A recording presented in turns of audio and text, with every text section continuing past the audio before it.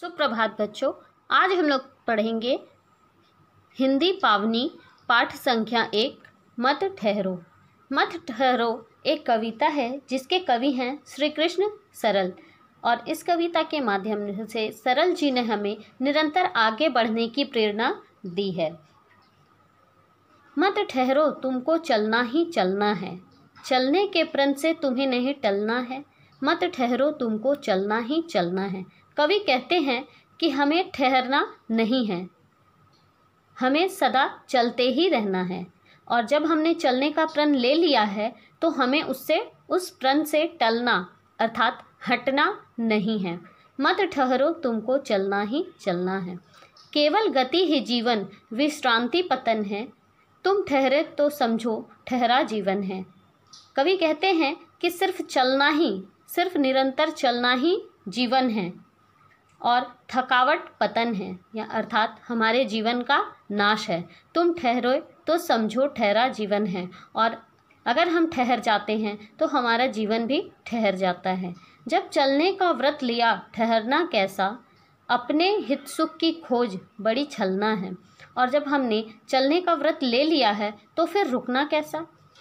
अपने हित सुख की खोज अर्थात अपने लिए सिर्फ अपने सुख की खोज करना बड़ी छलना है, अर्थात छल है। मत ठहरो, तुमको चलना ही चलना है। तुम चलो, ज़माना अपने साथ चलाओ। हमें भी चलना है और हमें अपने साथ ज़माने को भी चलाना है।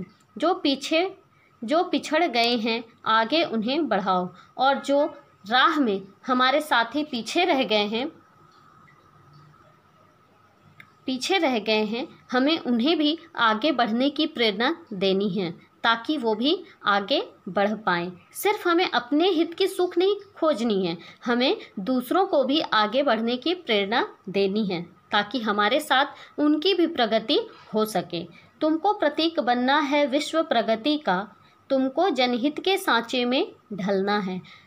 हमें विश्व प्रगति का प्रतीक बनना है और जनहित अर्थात लोगों की भलाई के लिए एक आदर्श प्रस्तुत करना है। मत ठहरो, तुमको चलना ही चलना है। आगे की पंक्तियों में कवि कहते हैं, बाधाएं असफलताएं तो आती हैं, दृढ़ निश्चय लख वे स्वयं चली जाती हैं। हमारे मार्ग में, हमारे राह में असफलताएं और बाधाएं अर्थात रुकावटें आते ही रहती हैं, परंतु हमारे अथक प्रयास और दृढ़ निश्चय को देखकर वे स्वयं चली जाती हैं। जितने भी रोड़े मिले उन्हें ठुकराओ, और इस राह में चलते हुए हमें जितने भी बाधे रूपी रोड़े मिले उन्हें ठुकराते हुए आगे बढ़ना है। पथ के कांटों को पैरों से दलना है, और राह में मिलने वाले कांटों को, रुकावटों को पैरों से रौंदते हुए आगे बढ़ते जाना है। मत ठहरो, तुमको चलना ही चलना है। जो कुछ करना है उठो, करो, जुट जाओ। हमें जो कुछ भी करना है उसके लिए हमें उठ जाना चाहिए, तुरंत ही उस कार्य में जुट जाना चाहिए। और जब प्रण ले लिया है किसी कार्य को पूरा करने का, तो एक क्षण भी हमें व्यर्थ में नहीं गंवाना चाहिए। कर लिया काम भज लिया राम, यह सच है। और हमने जब अपना काम पूरी ईमानदारी से कर लिया तो ईश्वर का भजन भी उसी में हो गया। अवसर खोकर तो सदा हाथ मलना है, और जब काम करने के उचित अवसर बीत जाते हैं तब हमें सिर्फ हाथ ही मलना है। मत ठहरो, तुमको चलना ही चलना है।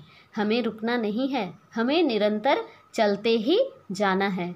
तो बच्चों, हमने इस कविता में पढ़ा है कि हमें कभी भी असफलता के डर से या बाधाओं के डर से अपने कार्य को छोड़ना नहीं चाहिए। जब तक वो कार्य पूरा ना हो जाए हमें उस कार्य को पूरा करने के लिए जुटे रहना चाहिए, मेहनत करते रहना चाहिए। अब हम इससे संबंधित प्रश्न का अभ्यास करेंगे। सबसे पहले है पाठ से बताइए। प्रश्न क, कवि इस कविता में क्या करने से मना कर रहे हैं। बच्चों, कविता में कवि हमें ठहरने से मना कर रहे हैं, रुकने से मना कर रहे हैं। अगला प्रश्न है, कवि ने किसको छलना बताया है। बच्चों, कवि ने सिर्फ अपने हित सुख की खोज करने को ही छलना बताया है। अगला प्रश्न है, कवि किसका प्रतीक बनने के लिए कहते हैं। कवि विश्व प्रगति का प्रतीक बनने के लिए कहते हैं। घ नंबर में है कविता के अंत में क्या प्रेरणा दी गई है। कविता के अंत में यही प्रेरणा दी गई है कि हमें असफलताओं और बाधाओं के डर से कभी भी अपने कार्य को अधूरा नहीं छोड़ना है, हमें सदा चलते रहना है और जो पिछड़ गए हैं उन्हें आगे बढ़ने की प्रेरणा देनी है। अगला प्रश्न है अर्थ ग्रहण संबंधी प्रश्न। ये जो हमने कविता पढ़ी है उसी का अंश है और इसी से संबंधित प्रश्नोत्तर यहाँ पे पूरे करने हैं। बाधाएं कैसे दूर हो जाती हैं। दृढ़ निश्चय देखकर बाधाएं स्वयं चली जाती हैं, यानी कि दृढ़ निश्चय देखकर बाधाएं दूर हो जाती हैं। कवि किन्हें ठुकराने को कहता है। कवि राह में मिलने वाले रोड़े अर्थात बाधाओं को ठुकराने को कहते हैं। पथ के कांटों को पैरों से दलना है का क्या अर्थ है। बच्चों, पथ के कांटों को पैरों से दलना है का अर्थ है राह में जितने भी रुकावटें आए उन्हें रौंदते हुए हमें आगे बढ़ जाना है। अगला प्रश्न है लघु उत्तरीय प्रश्न। क नंबर में है कवि ने जीवन किसे बताया है। कवि ने गति को ही जीवन बताया है। अगला प्रश्न है कवि विश्रांति को पतन क्यों कहते हैं। बच्चों, कवि विश्रांति को पतन इसलिए कहते हैं क्योंकि विश्रांति अर्थात थकावट से हमारे जीवन में रुकावट आ जाती है और हम पिछड़ जाते हैं। व्यक्ति को कब पछताना पड़ता है। बच्चों, व्यक्ति को काम करने के उचित अवसर बीत जाने पर पछताना पड़ता है। अगला प्रश्न है भाव स्पष्ट कीजिए। पहला है तुमको जनहित के सांचे में ढलना है। बच्चों, कविता के इन पंक्तियों का अर्थ है या भाव है कि हमें विश्व प्रगति के लिए अपना जीवन न्यौछावर कर देना है और हमें अपना जीवन ऐसा बनाना है जिससे दूसरे भी हमारा अनुसरण कर सकें और आगे बढ़ने की प्रेरणा प्राप्त करें। अगला है अपने हित सुख की खोज बड़ी छलना है, अर्थात हमें सिर्फ अपने हितों की खोज करना ये हमारे लिए धोखा है कि अगर हम सुखी हैं तो दुनिया सुखी है।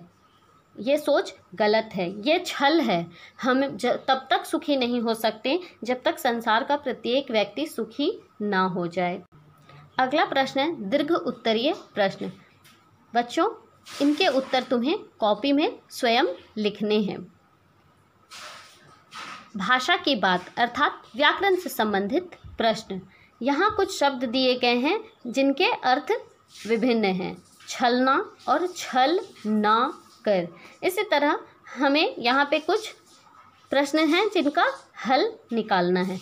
प्रण से तुम्हें नहीं टलना है, अर्थात हमें प्रण से मुकरना नहीं है। अब तू यहाँ से टलना, मतलब अब तू यहाँ से खिसकना। चलने का व्रत लिया ठहरना कैसा, मतलब चलने का व्रत लिया तो रुकना नहीं है। रीचा ठहरना, मैं भी आती हूँ, मतलब यहाँ पे रुकना नहीं है और यहाँ ठहरना का मतलब है रुकना। आगे है कविता से छांटकर इन शब्दों के विलोम शब्द लिखें। मरण जीवन, उत्थान पतन, अहित हित, असफलता सफलता, दुख सुख, अनिश्चय निश्चय। दो दो पर्यायवाची शब्द लिखें। पैर का पाँव, कदम, विश्व का जग, दुनिया, हाथ का कर, हथेली, पथ का रास्ता, सड़क, जनता, जन का जनता, लोग, बाधा का रुकावट और विघ्न। बच्चों, इनके अतिरिक्त भी और भी पर्यायवाची शब्द होते हैं जो आप लिख सकते हैं। तो इस तरह से आज हम लोगों ने पढ़ा मत ठहरो कविता। अब अगली कक्षा में हम लोग पढ़ेंगे पाठ संख्या 3। धन्यवाद बच्चों।